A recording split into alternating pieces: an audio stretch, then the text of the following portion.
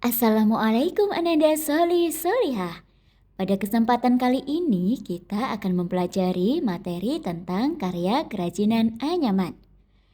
Tujuan pembelajarannya adalah satu, dengan membaca teks tentang kerajinan anyaman, peserta didik diharapkan dapat memahami dan menjelaskan tentang kerajinan anyaman dengan tepat. Dua, dengan mengamati gambar, peserta didik diharapkan dapat membandingkan penggunaan aneka jenis anyaman dalam membentuk dan memanipulasi bahan dengan cermat.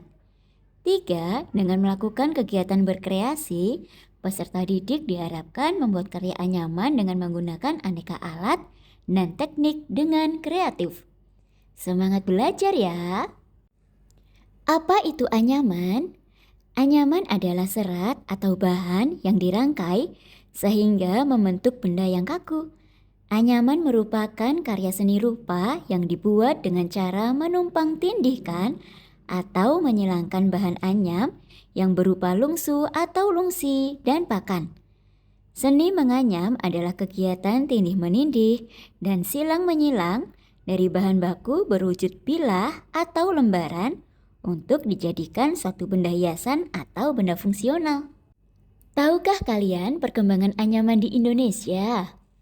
Di Indonesia, kerajinan anyaman dikenal luas dalam kebudayaan rumpun Melayu.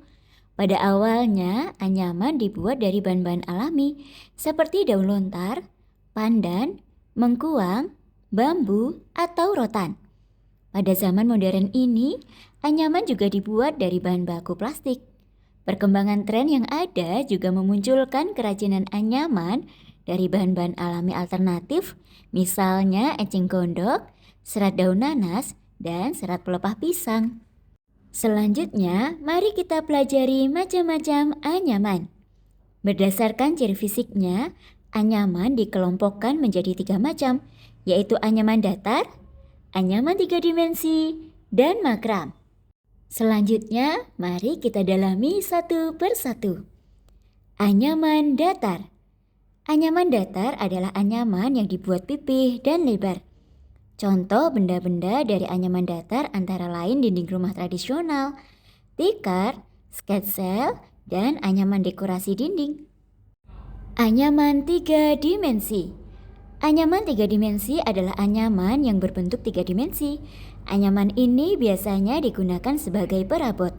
Contoh benda-benda dari anyaman 3 dimensi antara lain keranjang bambu, topi, dan tas anyaman.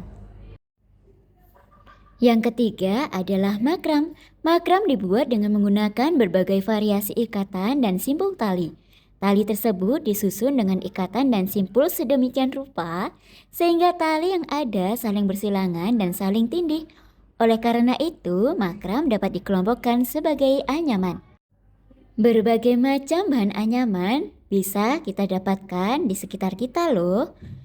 Berikut ini bahan baku yang umum digunakan untuk anyaman tradisional di Indonesia adalah tanaman bambu, mengkuang, pandan duri, rotan, dan lidi. Bambu. Bambu memiliki banyak manfaat bagi manusia. Penduduk Indonesia sejak dahulu memanfaatkan bambu untuk berbagai kebutuhan. Misalnya sebagai bahan baku untuk membuat rumah dan membuat perabot rumah tangga. Bambu atau buluh banyak digunakan sebagai bahan baku anyaman. Bambu memiliki sifat kuat dan tahan lama. Pengrajin anyaman bambu umumnya merendam dan mengasapi bambu sehingga lebih kuat dan tahan lama. Contoh benda yang dibuat dari anyaman bambu adalah bakul, dulang, nyiru, dan tudung saci. Anyaman bambu juga digunakan sebagai dinding bangunan non-permanen. Mengkuang dan pandan duri. Mengkuang dan pandan duri juga banyak digunakan sebagai bahan baku anyaman. Kelebihan mengkuang dan pandan duri adalah mempunyai serat panjang dan kuat, sehingga baik digunakan sebagai bahan untuk membuat anyaman tikar dan tudung saji. Rotan. Rotan adalah tanaman palma yang memiliki diameter batang berukuran 2-5 cm, beruas-ruas panjang, tidak berongga, dan banyak dilindungi oleh duri-duri panjang, keras, dan tajam. Rotan umum digunakan sebagai bahan baku mebel dan anyaman. Jika dibandingkan dengan kayu, Rotan memiliki keunggulan yaitu ringan, kuat, dan elastis.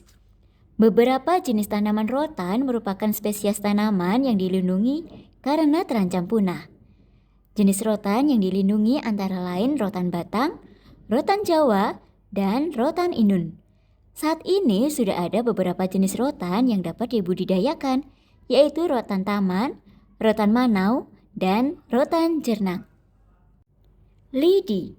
Bahan baku lidi memiliki sifat yang mirip dengan rotan, sehingga umumnya lidi dianyam seperti layaknya anyaman rotan. Jika dibandingkan dengan rotan, maka produk-produk anyaman lidi biasanya berukuran kecil. Hal tersebut karena lidi memiliki ukuran lebih kecil daripada rotan, baik diameter maupun panjangnya. Contoh anyaman lidi adalah peralatan makan seperti piring, keranjang buah, tatakan piring, dan gelas. Beberapa contoh motif anyaman.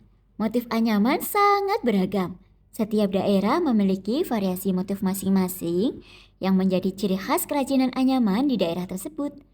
Motif anyaman rotan yang populer digunakan untuk mebel di Indonesia adalah motif kelabang, motif ceruno kembar kecil, motif geometris ceplok, motif dekoratif geometris, motif ceruno besar, motif antik segitiga, motif lampitan, motif antik lurus, motif liris, dan motif silang gedek.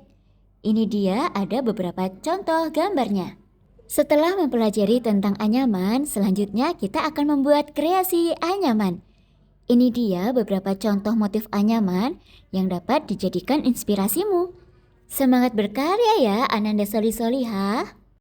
Terima kasih sudah menyimak materi hari ini. Sampai jumpa di materi selanjutnya. Wassalamualaikum warahmatullahi wabarakatuh.